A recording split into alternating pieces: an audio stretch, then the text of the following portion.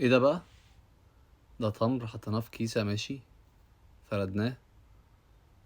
تمام. فتحت الكيسة، تحط عين جمل. التمر مع عين الجمل بيبقى ميكس حلو الصراحة. بعد كده حطيت شوكولاتة نوتيلا، حطيته في التلاجة، جمدتها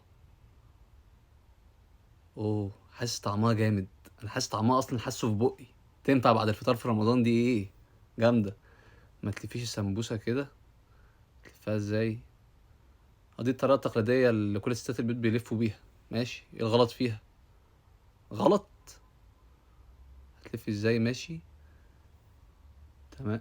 يا بنت اللذينة، بس كده؟ ايه السهولة دي؟ وتحطي الحشو براحتك، والدنيا سهلة. الصراحة جامدة، أحلى من الطريقة التقليدية بكتير. خلصنا خلاص. بقى مثلث بالظبط. أنا بحب السمبوسة الصراحة، بس حلوة الحركة دي يعني. حلو، مش عارف الناس عارفاها ولا لأ، بس هي حلوة. هقولها لأمي دي.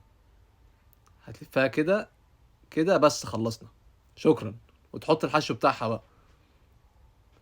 في بقى سؤال بقى، انتوا بتقولوا عليها سمبوسة ولا سمبوسك؟ انا بقول سمبوسة. ده سؤال كل رمضان، هي اسمها سمبوسة، ما حدش يقول لي سمبوسك في الكومنتات. بتقولوا عليها سمبوسة ولا سمبوسك؟ قولوا لي. رايق. السمبوسة مش بتتفرز كده، السمبوسة مش هتلزق تاني. ماشي، حطيتها عكس عكاس. عملت طبقة كيس، حطت فوق حلوة دي. كده مش هيلزقوا في بعض فعلا. بقى في طبقة كيس، في طبقة بين كل صف وصف. لا حلوة. انتوا الحقوا واعملوا السمبوسة من دلوقتي، عشان هي المقبلات الرئيسية في رمضان. رايق. ده ايه ده جلاش تمام. جبنا عود خشب، بنلف الجلاش عليه.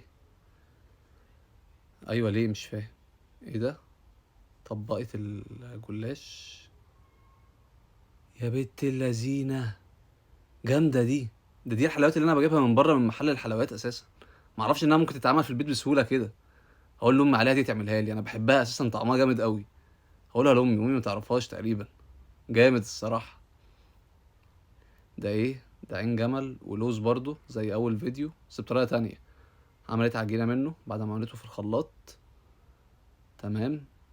قسمته. تمام، فردته. سمسم ايه ده؟ فتحت فتحة في النص ماشي. عشان تحط فيها صوص شوكولاتة. تمام. وبيستاشيو. خلطتهم مع بعض ماشي. ايوه، انا حاسس طعمها حلو قوي دي. انا حاسس طعمها في بقي، بتدوب في البق كده، جامدة. انا جوعت. هي دي الحلويات بتاعت رمضان ولا بلاش؟ اللهم بلغنا رمضان.